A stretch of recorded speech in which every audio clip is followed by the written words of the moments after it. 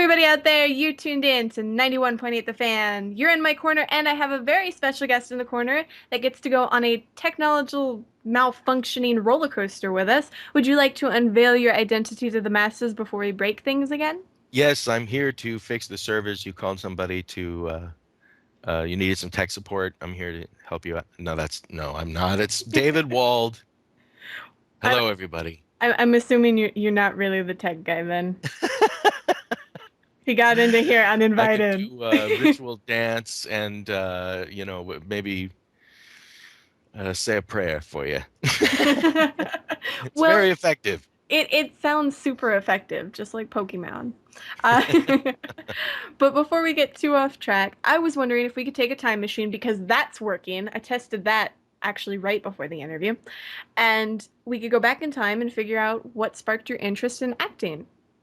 Oh, wow. That's about as old as I am, really. I mean, I think Um, I mean, when I was the youngest of kids, and in fact, voice acting in particular, although I work as much as I possibly can in theater and on the occasional on-camera shindig, but vo voice acting was I think where my first interests lie. I think probably the first time I heard Mel Blanc do anything ever.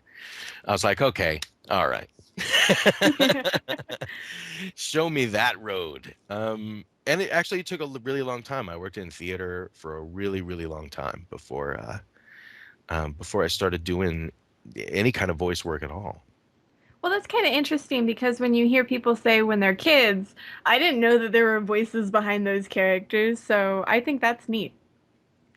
Yeah, I mean, I remember I knew someone who was a voiceover artist, quote unquote, when I was living in the Midwest. Um, but that was probably high school where I first started to figure out. I don't know. Maybe someone told me I was like, I was saying something about all the voices in the show, and someone told me it was all one guy. I don't know. Someone crashed that bubble. And then they ruined it for, I mean, made it an Oh, amazing experience for you. my dreams were dashed and made. Well, so what was one of your first projects after, being in theater for so long? What was your first voiceover project? The first anime bit was probably Shadow Skill. I think that was like my initial introduction to ADV. That was the first thing I went in, just to went in and got killed a few times. I think I was crushed by a planet, maybe somewhere in that one.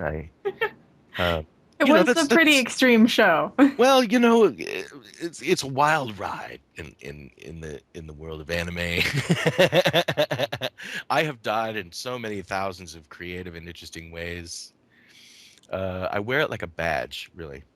Well, it's good to But start with those, I would think, because that way you can kind of let loose in the booth and not be all like, can I scream really loud or do yeah, I? oh, exactly. It is. It's sort of like being a kid on the playground,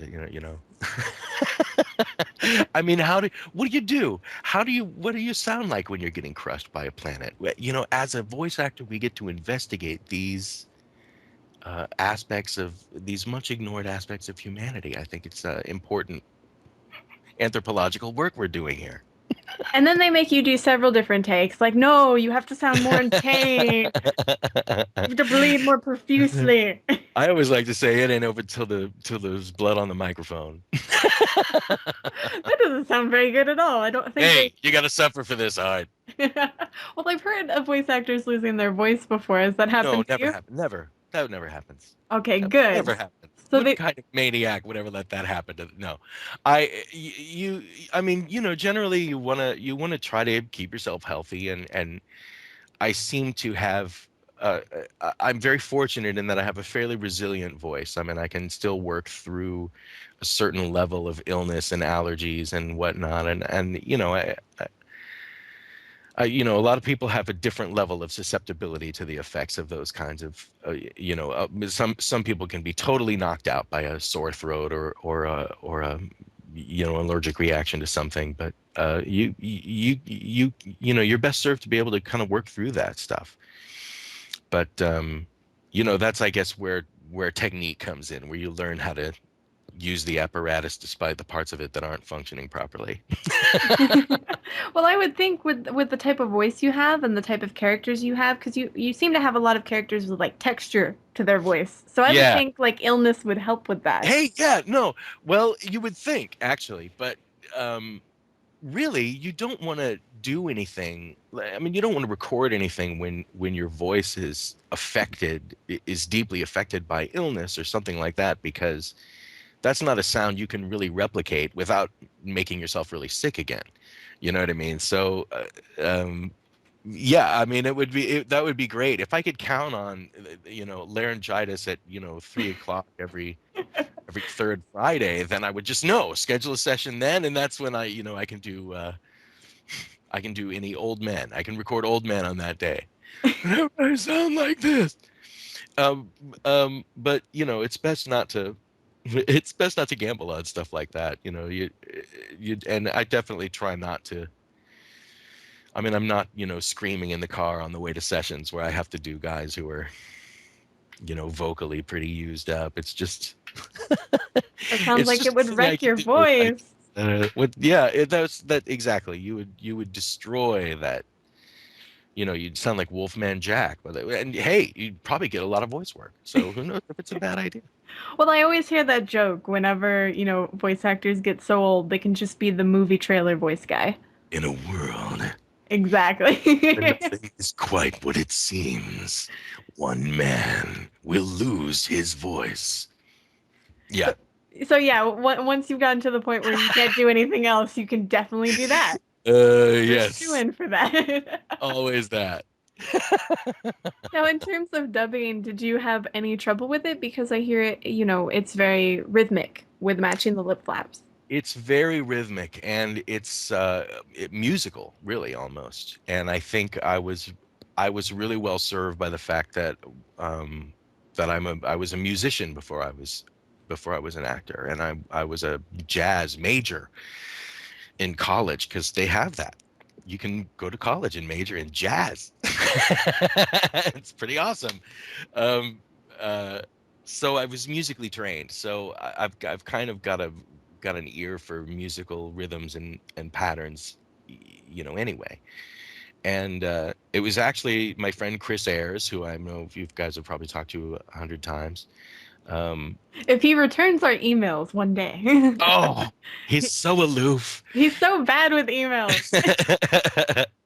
uh, we were actually talking about that, and he was saying that in his experience, the people who do best in anime tend to be from either music or stand-up comedy. He said, interestingly.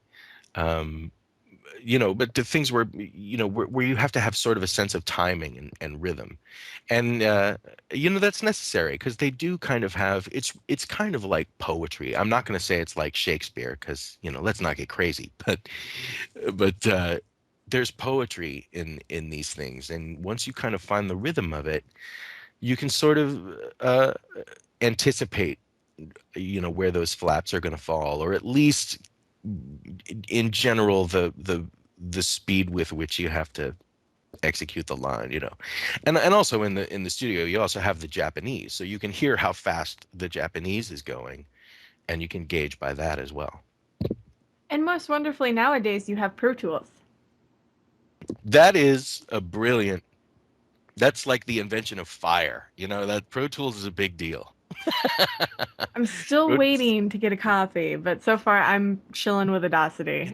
I couldn't deal with Pro Tools. It was a foreign land for me. I would stare at the screen, trying to figure out how to make it function, and my God, it's full of stars. I can think of nothing. So I still have not quite taught myself Pro Tools. I'm a Pro Tools noob. So is it fair to say that you don't do all your voice work at home? I don't do, and when I don't do it on Pro Tools. Interesting. Well, now we know. Because now everybody has a home studio. Now I'm never going to get that Pro Tools sponsorship. What did I just say? We'll cut it out. Don't worry. We'll Thank never you. know. Great. That'll be great. But it seems like, nowadays everybody sort of has a home studio. Yeah, exactly. And and I do as well. I mean, I have equipment set up for a couple of different means of recording at home, and I joke, but I don't use Pro Tools because I did find it very confusing. And that for me, I came up as a musician. I spent about 10 years um, before I got into acting on a steady basis, playing music. So I was, we were often recording things. It's just the way my luck worked. There was always somebody else who was much more qualified to press the buttons on the mixing board. So I just never really learned the skill. I'm learning it now, but I'm way, way late to that party. Well, hey, if you're learning it, that's all that matters. Yes, exactly, exactly.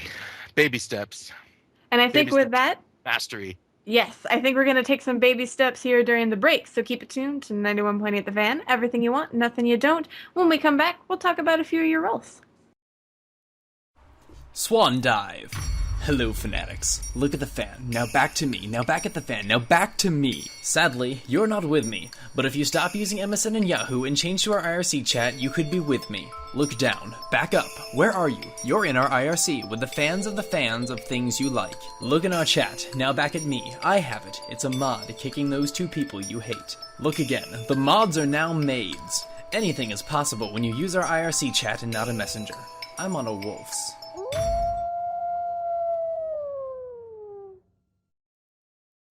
Hey, everybody out there, you're tuned in to 91.8 The Fan, and I'm back with my special guest. Are you alive? I am alive. You are alive and energized. All right, good to know. Now, I actually wanted to tell you kind of a funny story. Before I got to look at your credits, I asked, our producer Chris. I was like, "So what has he been in? Do you want to give me anything off the top of your head?" And all he would mention was Fairy Tale. And then when I started looking at your credits, I was like, he mentioned Fairy Tale, but he ignored Halo. Like Master Chief wasn't in the cards here. It was just a thing that happened, no big deal. No big deal. But one thing you actually told us behind the scenes is that you found a new voice when doing Master Chief. Is that correct? Yeah, that was kind of crazy. Now, this industry loves its secrets. Hmm. Anime loves its secrets, and I think that adds an air of mystery to what we're all doing, and perhaps that's why we maintain it. But so when we were auditioning for Halo, my point is they wouldn't tell us what the show was. So, and they changed the names of the characters and the sides. This is one of those occasions where we got to take a look at some sides, which are small pieces of the script, before we actually went to the audition. Usually it's, right there on the beat. Hmm. But so we were taking a look at these sides. Names changed. Nothing incriminating or anything in the script to clue us into exactly what the project was. And I'm looking at it, and it's what I now know to be a conversation between Master Chief and the computer, whose name I now can't remember. That's terrible. But I know it was Shelley Kayleen Black who did it who did the voice. Cortana? Yes, exactly. Thank you. Ah, okay. So I haven't played Xbox in like 4 years, so yeah, I feel so special remembering that. yeah, she's a big deal. So uh, so it was a scene between those two, and no names mentioned, of course. But so I gleaned from reading the sides that this was obviously like, from the way this guy was talking, he was obviously like a military dude, like a hardcore military, big guy, dude. And this girl, something was up with this girl. She was either a robot or she was a computer or something. Something was different about her. This much I could figure from the sides. And at that time, we had Terminator. The last Terminator movie had just come out, and there was a TV show about Terminator. And I became absolutely convinced that I was auditioning for a Terminator anime. They had told us it was a brand new project and not a dub of anything, that it was, it was going to be a big deal. And so I was sure of it. I was like, this is Terminator, and they're reading me for John Connor. And then I freaked out a little bit. And then I was like, okay, all right, so who's John Connor? He's an older guy. He's battle hardened. Maybe it's time to like whip this guy out. This guy's seen a lot of action and been a lot of places, and probably done things he's not proud of, so I whip that out. It's like my attempt at Christian Bale's Batman after Christian Bale's been doing that Batman voice for about 20 years. So I go in with that voice, so proud of myself because I'm sure I have figured out exactly what's going on. And then they cast me in it, and I found out it was, in fact, Halo, and it was Master Chief I was auditioning for. And I was like, hey, great. But then after that, that was that was the first time I'd used that voice in anime. So that kind of became, that carried itself into a lot of other roles, which was cool. So yay for that discovery. So I hope you weren't disappointed when you found out it was Halo. Not at all. I was like, are you kidding me? Master who? Come on. Yeah, we were excited about that one. That was pretty great. See, and I've heard stories about that before too. But actually, I can think of one with Street Fighter, for example, where the voice actors got like attack names. I mean, Street Fighter characters don't say much else, so you get to read like Sonic Boom, and it's like, I wonder what this is. What character says Sonic Boom over and over? And it's too, because there's a lot in a name. I mean, even in anime, there's a lot in a name. And when you're reading for something, you have so little time to prepare anything. That kind of the nature of the business is that you've got to characterize on the fly, right? Mm-hmm. And the name can help you do that. But if it's, if it's right punch forward, then what can you do with that, really? Exactly. You can't learn anything about a guy by that name. Well, still, you got bragging rights for that one, I'm assuming. Yeah. And so, actually, one thing that we also mentioned behind the scenes, because our producer mentioned Fairy Tale, is that Master Chief voice actually helped lend your voice to your character in Fairy Tale, correct? Yeah, just I think just being functional in that register, being able to make those pitches kind of makes you, we all have different things that make us castable in the things that we're cast in. So that was just another tool that I suddenly had. I mean, I had it. I just hadn't used it in anime because, as I said before we began, particularly when you're first getting introduced to anime or reading for jobs or auditioning for things, they really just want to hear your regular voice. And everybody's like, yeah, but I got all these other voices I can do and all these things I can do that are great for animation. And they're like, no. Just read this scene and just read it normally. So it actually took a really long time. I did a lot of, I did, I think, shadow skill and air gear and, some of my really early stuff, Michelle, all that stuff was pretty, just pretty close to my normal speaking voice, and I didn't range too far away from it until I started getting opportunities to do some more character-y sort of stuff. And yeah, you have this whole other element of castability when you find a door like that. Well, I will say, I wish Chris would have sent me a snippet of your voice from something else, because he sent me a snippet of your character from Fairy Tale, and I was like, oh gosh, is he a chain smoker? Like, will I have to expect that sort of voice, or does he just have a deep voice? So I will say that I very much like your natural speaking voice, because it's very smooth. So Well, thank you very much. yes, I can understand why that would be used a lot.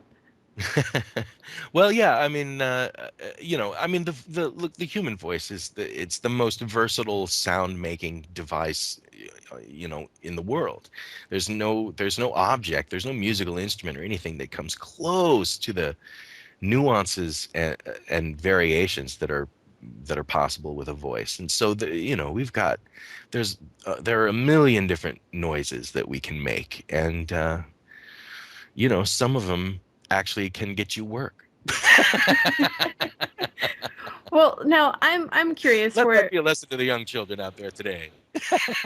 All those weird noises you make that drive your parents crazy, some of them can make you money. I still want to make money off of my squeaky toy sound. But no, for the listeners out there who want to know more about, your voice or your performances, is there any projects that you're working on that you can talk about, or is there anything that's recently come out that you can promote? There aren't. They love their secrets. There are some things that I'm working on right now that are going to be really, really cool, but I can't tell you anything about them. They are super top secret. Um, but I'm actually excited. I just get to. It was just a couple of days ago. The cast got announced for something I just recorded with Funimation just in this past year, and that was Shiki, which is this really cool vampire anime, which is it's cool. It's kind of dark and kind of wicked. So I'm really looking forward to that. I am currently in the studio, not at this very moment, but I am currently in the studio on another thing that, as I said, I can't talk about it, but it's going to be really cool. I'm really loving it. I'm really loving the experience of working on it right now. So one day when I can announce that, I'll send out the bat signal. But I like Sheiky's that the you have coolest news. I like that you have your own bat signal. I think Oh that's yeah, it's fair. right on I'll turn it on. Right? Can you see that? Yeah. Oh, look up. Look up. Oh, There. oh, yep, yep. I got it. All right. Okay. But no, I heard Cheeky was really dark and kind of Wait, I'm bloody. sorry. I don't not now. I don't. I was just showing somebody the signal. That shows up every time. I'm sorry. You were saying? I was just saying that I think I heard that Cheeky was, kind of gory and dark and bloody. So that Yeah. must have been a lot of fun. Yeah. Oh, it was so cool. And I mean, yeah, it is. It is bloody. And listen, it's vampires. And, we've got a lot of popularized vampire fiction in our lives right now. We're drowning in it, really, as we all know. Um, but there was a time long ago in the world of fiction where vampires were scary and they were evil and they were monstrous, and you did not want to hang out with these folks. You know They what I didn't mean? glitter. I'm thinking they didn't glitter. No, there was no sparkling involved, and generally no love triangles. As you know, there was the classic one, but um, yeah, this Shiki kind of gives us back the and there are some vampire protagonists or vampiric protagonists in Shiki, but Shiki does give us back the evil, monstrous, nasty vampire that we don't want to, hang out with or go to the prom with. Well, that sounds exciting. I can't wait for that to come out. Yeah, that's gonna be cool. I'm not sure. I'm not sure what the release date is on that, but yeah, there's some really beautiful art in that show, and some really fun material to work on. Now I'm going to assume that's not for the youngins.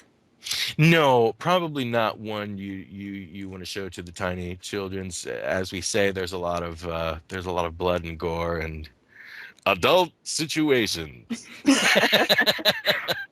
Well, for the listeners out there that want to keep up to date on what you're doing, do you do the social network thing? Do you Facebook or Twitter, or do you have your own website? I do. I don't have my own website. I need to work on that. Or do I? I don't know. But yes, I am on Facebook. Uh, I am on Facebook. I don't have the address. That's okay. I'm sure Chris is linking it right now in our live chat. Yes, great. He's Chris very good knows at what that. it is. Yes. He can tell you. And so it's okay for the fans to interact with you on there, correct? Oh, sure, yeah. Awesome. And we'll look out for new announcements from you.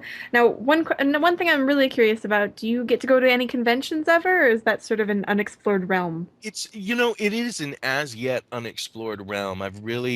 Um, I've only just started receiving invitations for conventions, which I've been like waiting for. I was like, it's an experience I definitely wanted to have. Um, Plus, I think it's really, I mean, anime is such an unusual and uh, unique medium, particularly at what it represents, what it means to us over here in the States. And it's I'm interested in doing everything I can to help, you know, strengthen and entertain the base audience for anime. And if I can go to a convention and be a part of that, at least generating even that much interest over it, then I'm glad to participate in it. I'd love to do it.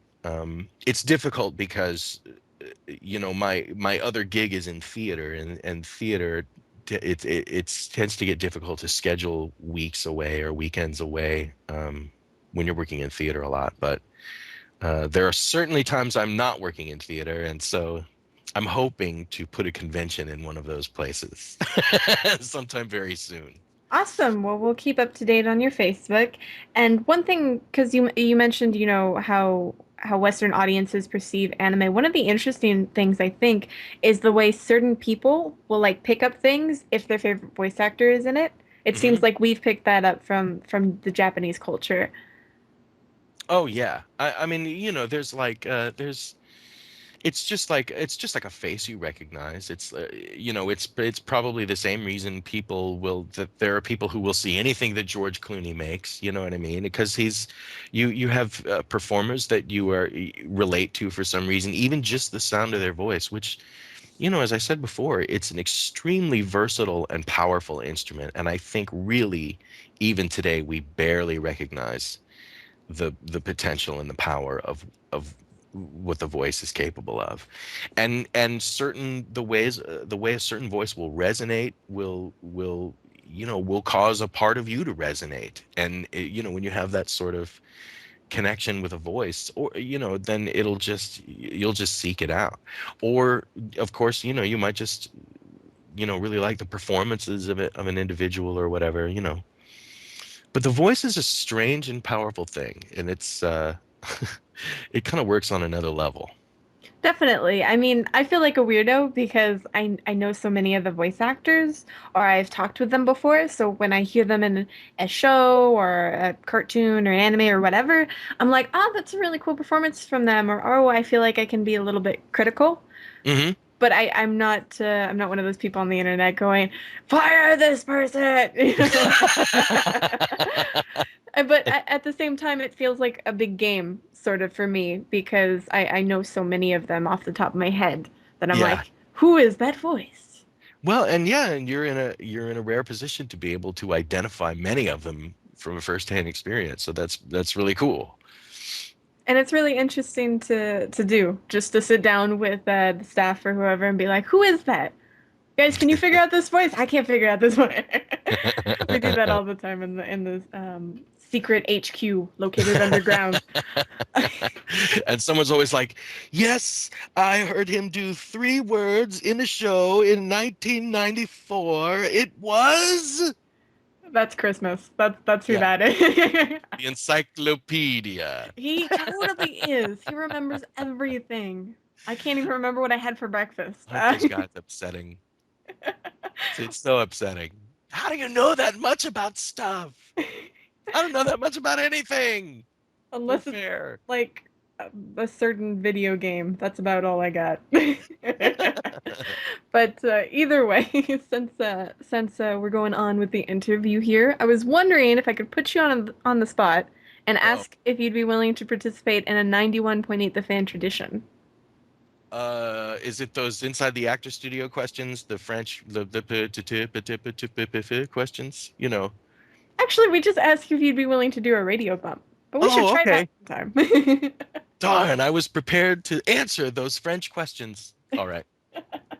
Basic, Yeah. basically, the thing is that we asked you to do it live on air. So any mess ups, everybody hears it. Oh, God. And now he's full of regret. Now I have doubts.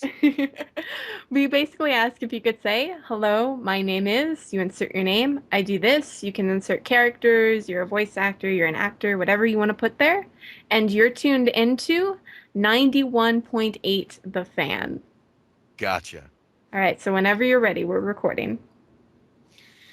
Hey, everybody. This is David Wald. I am a voice actor and also the guy who mops the floors. And you are listening to 91.8 The Fan. That was perfect. You didn't even make a blooper. Hey, Should I? Well, I'm not sure if the fans are cheering or disappointed yet. They're kind of on a 30-second lag, but we'll find that out in a moment. Is there anything else you'd like to tell the listeners out there? Um, stay in school, eat your green vegetables. Hey, that's a good message. It's better than no, not really. So I'm okay with this. But no, this was a lot of fun. You're very energetic, and I loved having you on. This was Well, great. thank you very much. It was a joy and a pleasure and an honor.